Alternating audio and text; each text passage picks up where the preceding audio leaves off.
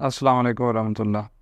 आपसे डायरी देख रहे हैं, मैं अज़हर हुसैन ताहिर हूँ। आज हम आपको दम्मे का आसान घरेलू इलाज बताने जा रहे हैं। सबसे पहले इसका तारुफ पेश करेंगे कि दम्मा है क्या। हमारे सांस का के लिए हम फेफड़ों के ज़रिए हवा को अंदर ले जाते हैं और वो एक ख़ास तरीके से अपना काम सर अंजाम देते हैं। लेकिन हमारे ही फेफड़े के अंदर हवा की नालियों के बाहर के मसल्स सिकुड़ जाते हैं, टाइट हो जाते हैं, तो फिर हमें सांस लेने में तंगी होती है। इस सांस लेने की तंगी को हम दमा बोलते हैं।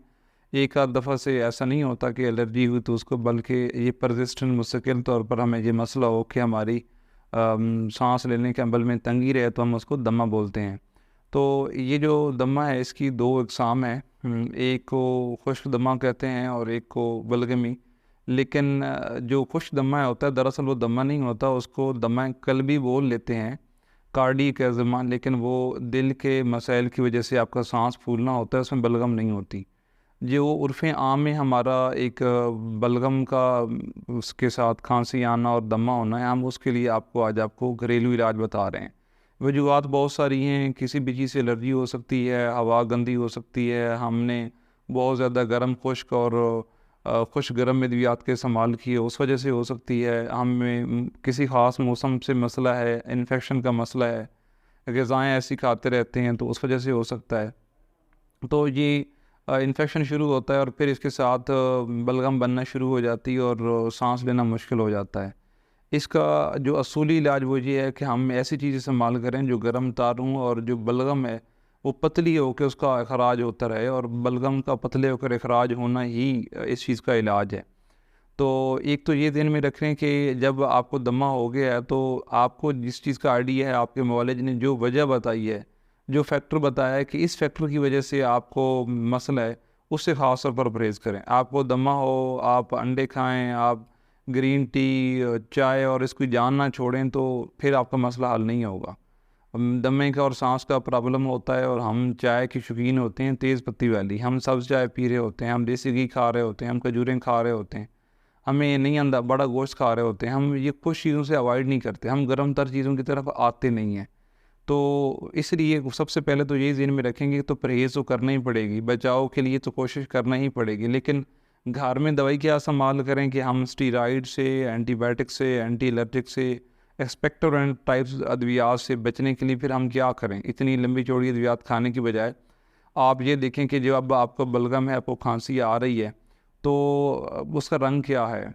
अगर तो वो सब्ज़ है और गाढ़े रंग की है, तो आप दूध में देसी घी मिला के बॉयल करके आप वो लें, और उसके साथ जो आपने अद्वियात लेनी है वो या खुराकें, वो गर्म तर और तर गर्म अद्वियात ले सकते हैं। इसी तरीके से अगर आपको लगे कि सिर्फ ज़र्द रंग का है आपकी बलगम, तो आपने उबले हुए दूध इस्तेमाल करें। लेकिन इसके साथ जो दवाई इस्तेमाल करनी है, मैंने असूल तो दे दिए कि गर्म तर या तर गर्म, लेकिन अगर आप मुआलिज नहीं हैं तो फिर आप ऐसा करें कि आप सुहागा सफ़ेद, नुशादर ठेकरी और मीठा सोडा और आक के खुश्क किए हुए पत्ते, इन सबको हम वज़न ले लें, पीस लें, सफ़ूफ बना लें। ये चाय वाला चम्मच हर चाय के 6 घंटे के बाद आप इस्तेमाल करें। इंशाल्लाह आपकी बलगम का इखराज होता रहेगा, आपको सांस की तंगी नहीं होगी। और मेरा मशवरा है कि आप जब बलगम आपको है तो आप अपने सालन में काली मिर्च का इस्तेमाल करें। काली मिर्च आपको इस सांस के मसाइल में, आपको दमे में बहुत फ़ायदा देगी इंशाअल्लाह। और ये बात याद रखें कि आप दमे का इलाज कर रहे हैं तो अपनी अद्वियात पे ज़रूर गौर कर लें कि आपको अद्वियात किसने दी हैं। ऐसा तो नहीं कि आपने एंटीबायोटिक्स भी नहीं ली, आपने हर्बल चीज़ें भी नहीं ली, आपने कहवा जात भी नहीं ली, आपने तशख़ीस भी नहीं करवाई। और बहुत सारे ऐसे मरीज़ देखे हैं देहातों में कि वो कहते हैं कि अब हमने बेडलिनान ले ली, हमने मोंटीगट की गोली इस्तेमाल कर ली, हम डेल्टा कार्टल खा लिया, हमने स्टीरॉइड का टीका लगवा लिया।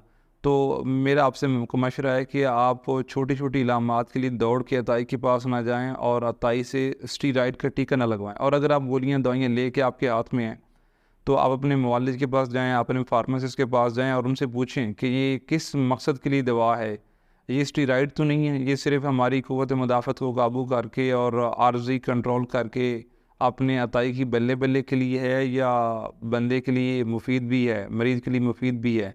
स्टीरॉइड का ज़्यादा जो इस्तेमाल है वो आपको नुकसान दे सकता है। आप अपना आप मुआयना करवाएं, चेकअप करवाएं। अगर आपको कोई मसला है और आप किसी तबीब तक नहीं पहुंच सकते तो आप हमारे दिए गए नंबर पर रब्ता करें, लेकिन आप अताइयों से इलाज मत करवाएं। अगर कहीं भी नहीं जाते और आपको जो मैंने इलामात बताई हैं कि आपको खांसी होती है, बलगम का खराज होता है, समटाइम फंस जाता है, सांस की तंगी रहती है और आप परेशान हैं दमे की वजह से, तो जो मैंने आपको नुस्खा बताया इसको इस्तेमाल करें, इंशाअल्लाह ताला आप ठीक हो जाएंगे। अपना ख्याल रखें, अपने प्यारों का ख्याल रखें। बहुत शुक्रिया।